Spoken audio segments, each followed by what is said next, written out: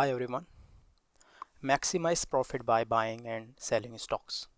Given an array of stock prices, find the maximum profit achievable by buying on one day and selling on a different day in the future.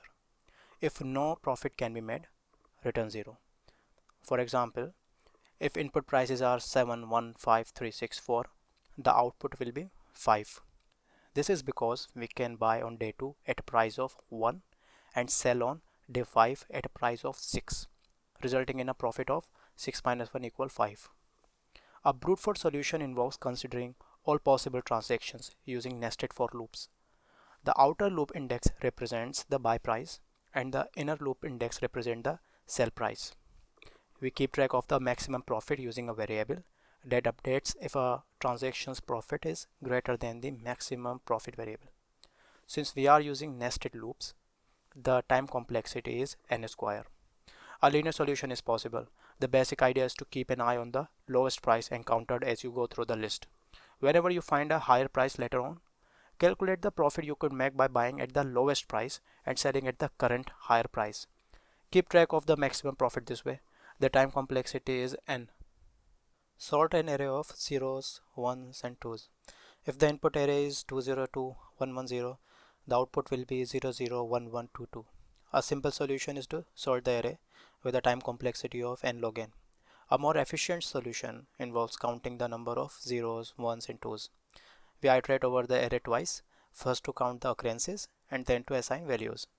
We iterate from index 0 to count 0, assigning 0, from index count 0 to count 0 plus count 1, assigning 1, and the rest of the array gets assigned 2.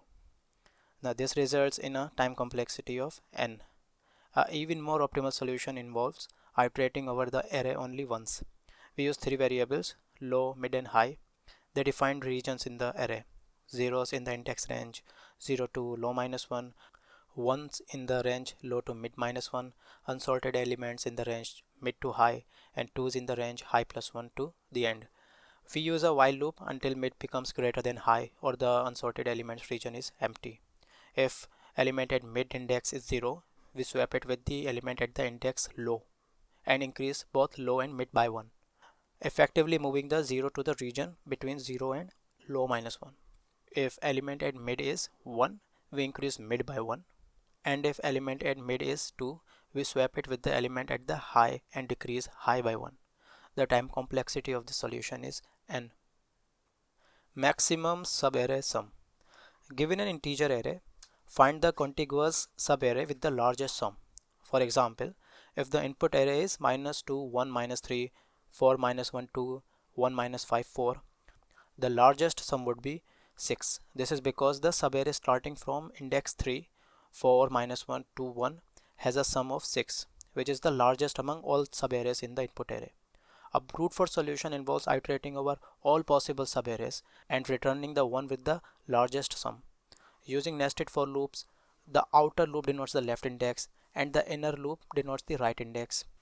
A variable which tracks the largest sum, updating it whenever a subarray with a sum larger than the current max sum is encountered.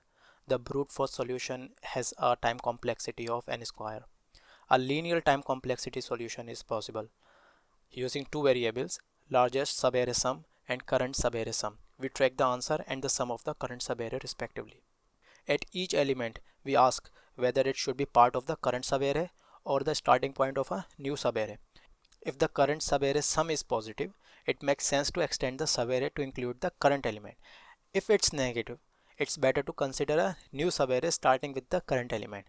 During each iteration, we update largest subarray sum with current subarray sum if the latter is greater. The time complexity of this solution is n.